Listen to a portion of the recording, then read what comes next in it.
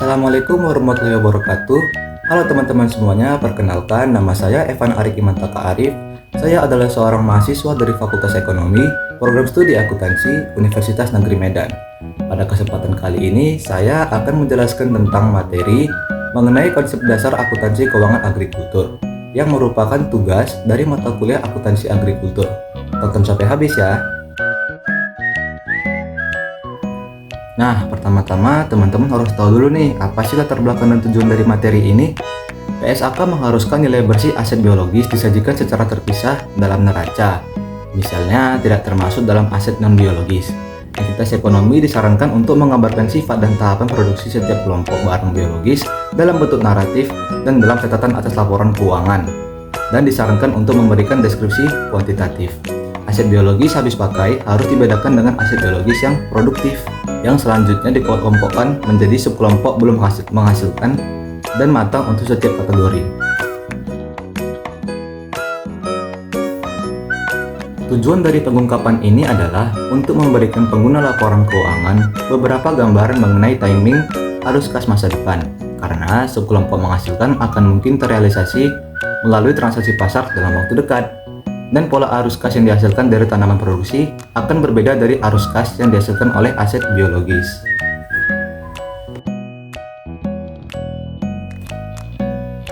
Selanjutnya, teman-teman juga harus tahu pihak-pihak mana saja yang menggunakan akuntansi. Nah, pihak-pihak ini terbagi atas dua ya teman-teman, ada internal dan eksternal. Manajemen sebagai pihak internal memerlukan laporan keuangan yang berkaitan dengan kegiatan usaha suatu entitas ekonomi, seperti penjumlahan biaya bahan baku, biaya tenaga kerja, biaya overhead, atau biaya produksi selama satu periode akuntansi. Pihak eksternal seperti investor, kreditor, dan pemerintah untuk keperluan perpajakan. Misalnya pemerintah yang diwakili oleh Kementerian Umum Administrasi Pajak menggunakan laporan keuangan untuk menentukan besarnya pajak yang harus dibayar masyarakat.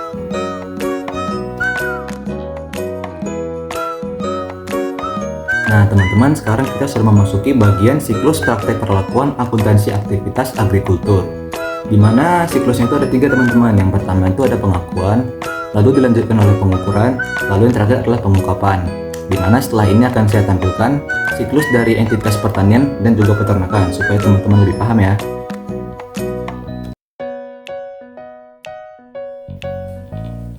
Nah, di sini saya menampilkan contoh siklus akuntansi agrikultur dari entitas pertanian, yaitu entitas pertanian Padi Jaya. Siklus yang pertama merupakan pengakuan. Perusahaan Padi Jaya mengakui tanaman yang dimilikinya, yaitu benih padi, sebagai aset biologis yang termasuk dalam golongan aset lancar. Perusahaan Padi Jaya mengakui aset biologis yang berupa benih padi yang dikelompokkan sebagai aset biologis, tanaman yang menghasilkan dan belum menghasilkan. Tanaman dinyatakan menghasilkan apabila memiliki spesifikasi siap untuk dipanen. Artinya apabila memasuki fase panen 80-90%, biji padi telah menguning atau telah berumur 95-125 hari.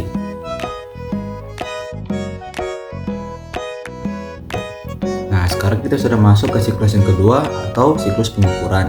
Tanaman diukur sesuai dengan kualitasnya. Benih padi belum menghasilkan dinyatakan sebesar harga perolehan yang berasal dari harga pembelian benih dasar ditambah biaya yang dikeluarkan selama masa pertumbuhan benih tersebut. Nah, jadi harga perolehan itu adalah harga pembelian ditambah biaya-biaya teman-teman.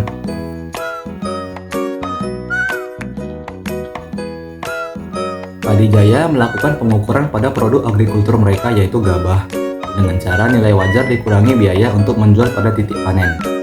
Untuk 180 kg benih padi yang ditanam, ditaksir menghasilkan gabah sebanyak 14 ton atau 140 karung padi. Padi yang telah menghasilkan akan mati setelah menghasilkan gabah.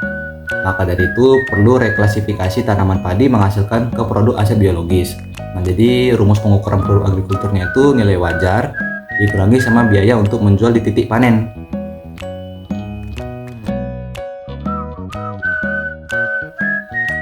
Nah teman-teman, sekarang kita sudah masuk ke siklus yang terakhir nih, atau siklus pengungkapan. Aset biologis benih padi tertera dalam laporan keuangan perusahaan pada aset lancar dengan menggolongkan jenis aset biologisnya, yaitu benih padi menghasilkan dan yang belum menghasilkan. Aset biologis yang dinilai dengan harga perolehan harus dikurangi dengan beban penyusutan dan penurunan nilai. Dengan demikian, perusahaan harus menjelaskan metode penyusutan yang digunakan dalam pengungkapan.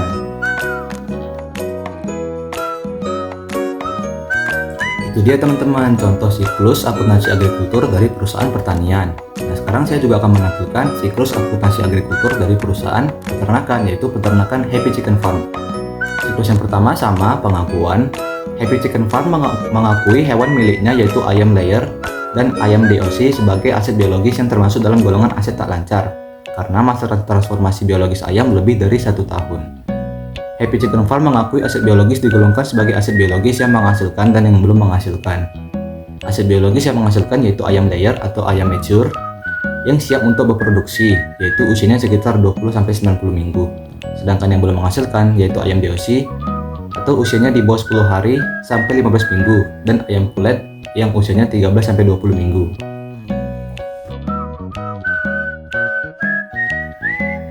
Nah, masih dalam siklus pengakuan, di sini tertera jumlah aset biologis dari perusahaan Happy Chicken Farm.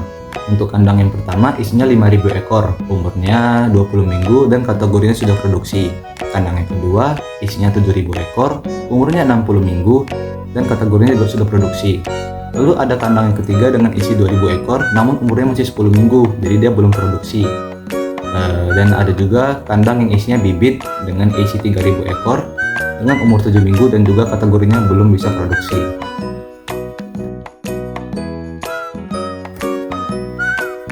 Nah, masih dari siklus pengakuan, sekarang kita akan membahas tentang harga perolehan dari ayam yang sudah produksi dan yang belum produksi.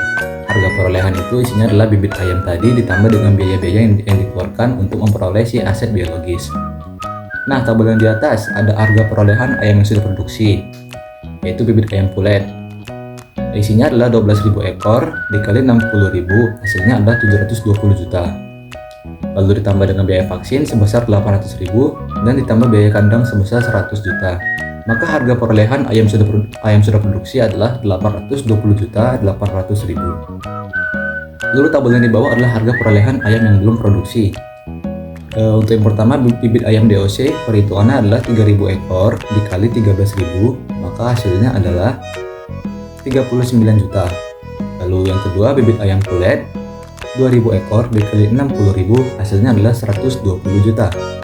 Lalu ditambah biaya vaksin sebesar 200.000, ditambah dengan biaya kandang sebesar 30 juta, maka hasil harga perolehan ayam belum produksi ialah 189.200.000. Nah, sekarang kita masuk ke siklus yang kedua, yaitu siklus pengukuran. Pengukuran aset biologis dihitung berdasarkan biaya historis sebesar harga perolehan dari biaya yang dikeluarkan pada pengakuan awal atau biaya pembelian bibit ditambah biaya pakan ditambah biaya perawatan atau obat. Artinya adalah seluruh biaya yang dikeluarkan Happy Chicken Farm selama masa pertumbuhan aset biologis. Nah, berikut ini adalah harga perolehan yang sudah mendapatkan biaya-biaya tambahan. Kita lihat ya, di contoh yang di atas ada harga perolehan ayam yang sudah produksi. Tadi harga perolehan ayam sudah produksi sebesar 820.800.000 ditambah dengan biaya langsung yang meliputi biaya pakan sebesar 150 juta, lalu ada biaya vaksin sebesar 1.200.000, lalu ada biaya obat sebesar 2.500.000. Maka total biaya langsungnya ialah 974.500.000. Lalu ditambah lagi dengan biaya tidak langsung. Biaya tidak langsung ini meliputi biaya air dan listrik sebesar 1.400.000. Maka nilai perolehan ayam yang sudah produksi menjadi 975.900.000. Lalu yang di bawah ada harga perolehan ayam yang belum produksi. Tadi harga perolehan ayam belum produksi hasilnya adalah 189.200.000. Ditambah biaya langsung seperti biaya pakan 40 juta, biaya vaksin 1.900.000 dan juga biaya obat sebesar 2.800.000. Maka total biaya langsung menjadi 233.900.000. Ditambah biaya tidak langsung sama biaya air dan listrik sebesar 1.400.000, maka nilai perolehan ayam yang belum produksi ialah 235.300.000. Nah, yang berikutnya adalah perhitungan tarif penyusutan dan juga perhitungan nilai ayam apabila terjadi kematian. Nah, kenapa dilakukan penyusutan? Karena aset biologis yang sudah produksi itu dianggap sudah mampu memberikan manfaat berupa produk agrikultur. Jadi kalau peternakan ayam itu sudah dianggap bisa menghasilkan telur, maka butuh dilakukan penyusutan. Rumusnya ialah harga perolehan dikurangi nilai sisa dibagi taksiran unit produksi.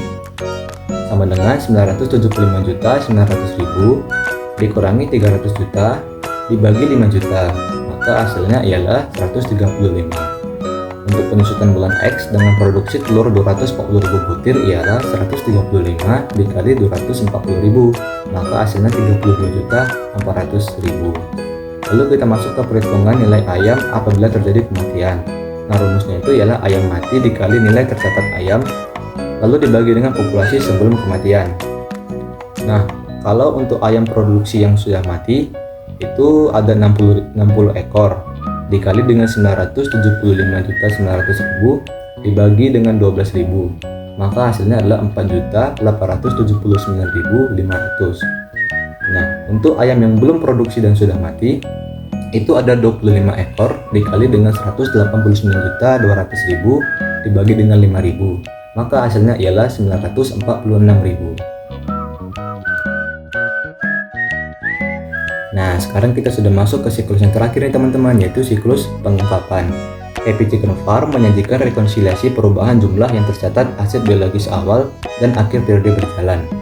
Karena Happy Chicken Farm mengukur aset biologisnya pada biaya perolehan, maka isi rekonsiliasi ialah biaya perolehan dikurangi akumulasi penyusutan dan akumulasi kerugian penurunan nilai. Nah, di samping ini sudah saya sediakan contoh rekonsiliasi saldo aset biologis.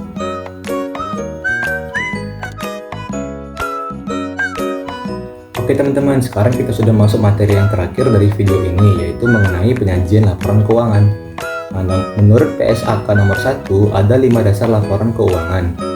Yang pertama adalah laporan posisi keuangan atau neraca. Nah, laporan ini itu fungsinya adalah menampilkan posisi keuangan perusahaan pada akhir periode. Neraca terdiri dari kas dan setara kas, piutang usaha dan piutang lainnya, persediaan, properti investasi, aset tetap, aset tidak berwujud, utang usaha, dan utang lainnya, aset dan kewajiban pajak, kewajiban diestimasi, dan ekuitas. Lalu ada laporan yang kedua, laporan penghasilan komprehensif atau laba rugi. Nah, isi laporan ini ialah penghasilan dan beban. Laporan laba rugi ini terdiri dari pendapatan, beban keuangan, bagian laba atau rugi dari investasi yang menggunakan metode ekuitas, beban pajak, dan laba atau rugi neto. Lalu yang ketiga ialah laporan perubahan ekuitas atau perubahan modal.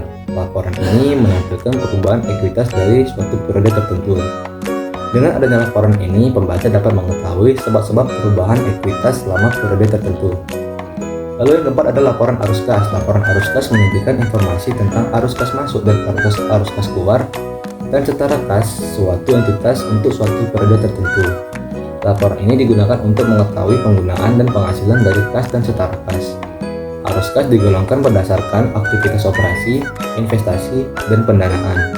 Pengguna informasi ini ialah investor, kreditor, dan pengguna lainnya. Lalu yang terakhir ialah catatan atas laporan keuangan. Catatan laporan keuangan memuat ikhtisar prinsip akuntansi penting dan informasi penjelasan atau rincian mengenai jumlah-jumlah yang disajikan dalam laporan keuangan, serta informasi mengenai pos-pos yang tidak memenuhi kriteria pengakuan dalam laporan keuangan tahunan. Nah, itu dia teman-teman penjelasan saya mengenai konsep dasar akuntansi keuangan agrikultur.